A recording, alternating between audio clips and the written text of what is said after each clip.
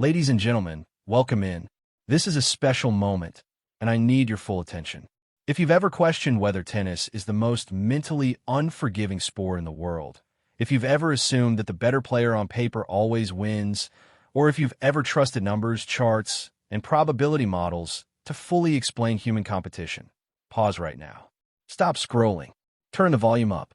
Because what unfolded today at the WTA Abu Dhabi Open was not just a match. It was a contradiction.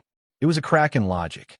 It was a reminder that sport, at its core, is not governed by spreadsheets but by nerve, resilience, and timing.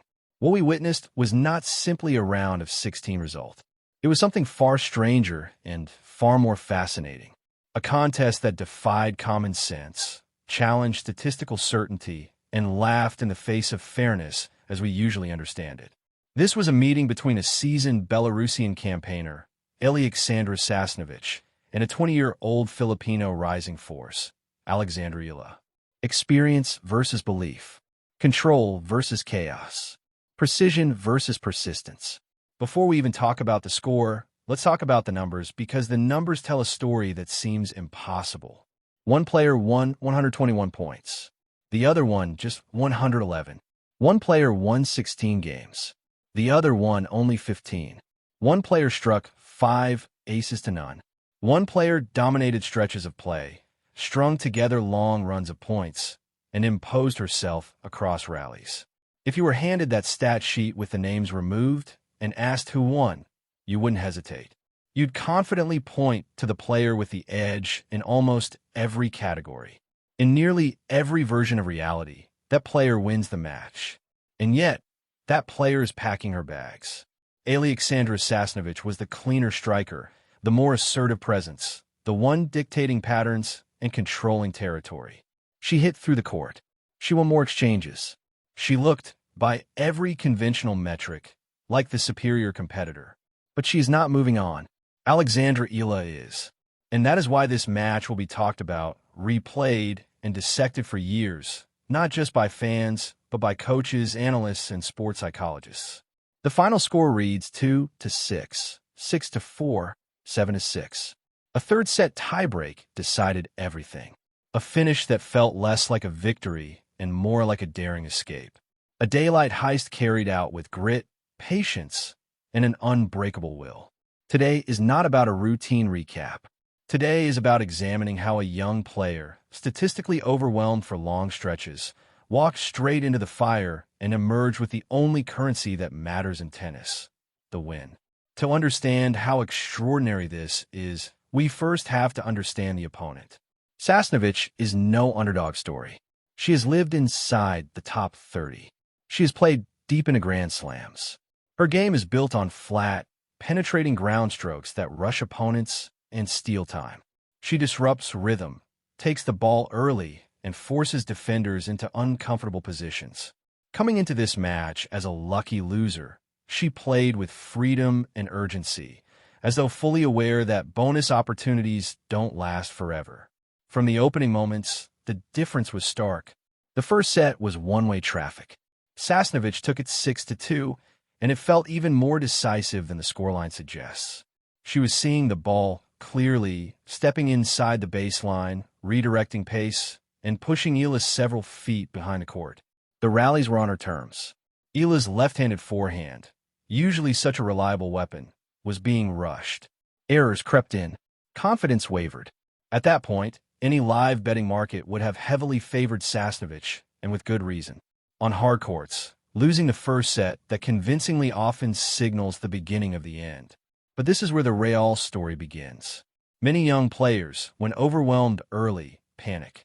They swing harder. They go for more. They try to match power they simply don't possess. They chase aces that aren't in their arsenal. Eala didn't do that. She didn't abandon herself. She didn't try to become someone she wasn't. Instead, she made a quiet, intelligent decision. If she couldn't overpower Sasnovich, she would outlast her. And that shift changed everything. Eala finished the entire match with 0 aces. 0. Not one free point off the serve. Every single point had to be earned the hard way.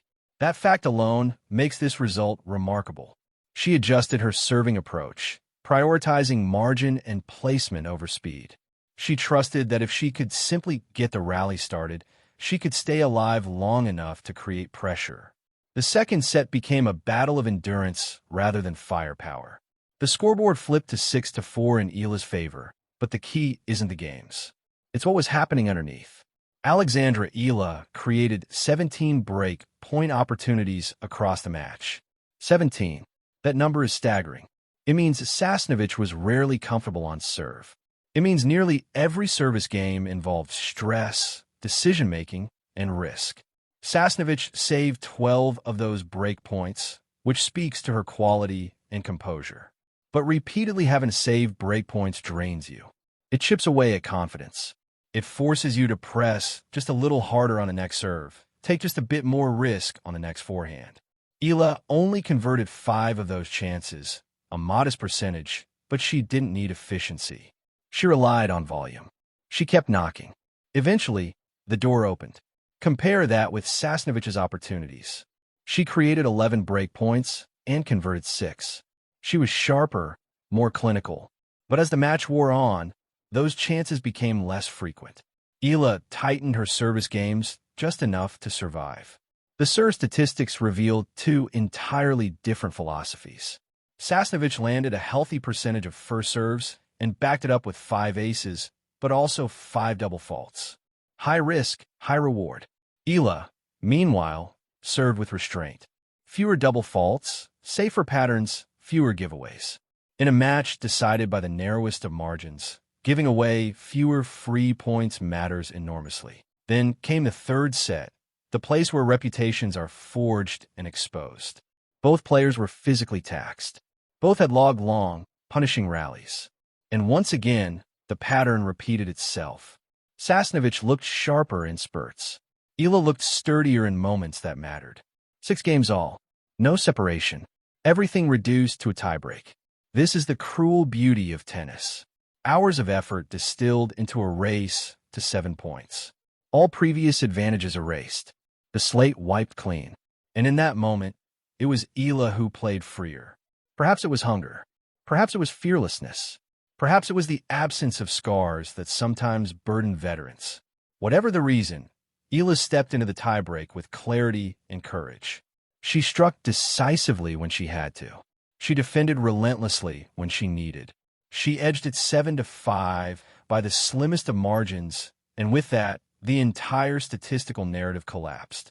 Sasnovich had 1 more points overall. She had 1 more service points. She had been stronger on return.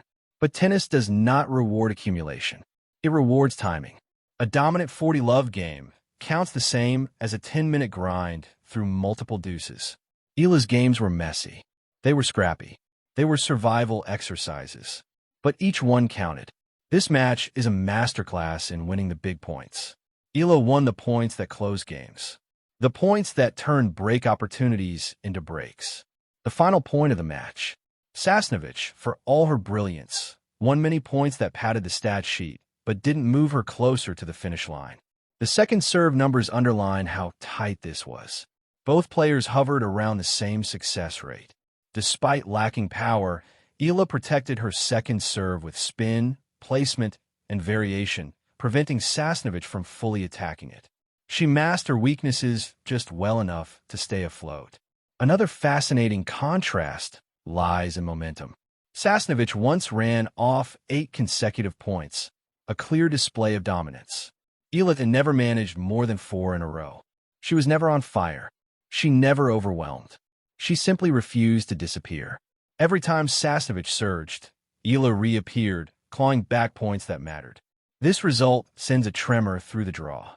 Aliaksandra Eala is no longer just potential. She is proof. She is a player who can stare down a more powerful, more experienced opponent, absorb punishment, and still find a way out. For Sasnovich, this loss will sting deeply. To play this well, to win this many points, and still leave empty-handed is a uniquely painful experience. So what does this mean moving forward?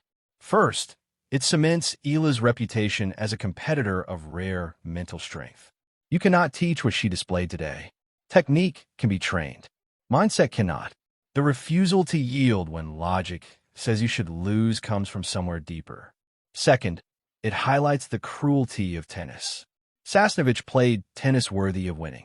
Tennis did not care. Only the last point mattered. Third, it sets the stage for a dangerous next round. Eala is battle-hardened now. She has won ugly. She has survived chaos. A player who can win without playing her best is a threat to everyone left in the draw. As we step back, remember this match the next time you glance at a box score. Look beyond the aces and totals. Look at the moments. Today, Aliaksandra Sasnovich won the calculator. Aliaksandra Eala won the match. And in tennis, that is the only equation that counts.